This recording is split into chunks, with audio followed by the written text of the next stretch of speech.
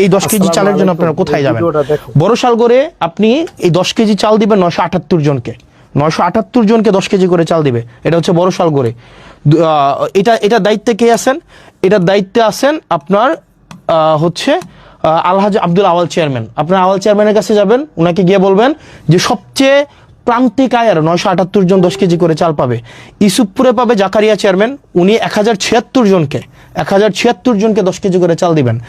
তারপর হচ্ছে রসুলপুরে পাবেন শাহজাহান চেয়ারম্যান, উনি দিবেন 1222 জনকে। মুকুল চেয়ারম্যান সুবিল ইউনিয়নে উনি দিবেন 1173 জনকে। আপনার ফতেহাবাদে দিবে সালাউদ্দিন ভারপ্রাপ্ত চেয়ারম্যান, উনি দিবেন 2234 জনকে। নুরুল আমিন এলাহাবাদের উনি দিবেন 1550 জনকে। জাহিদ দিবেন 1442 জনকে। মহিউদ্দিন মাহমুদ দিবেন 1079 জনকে।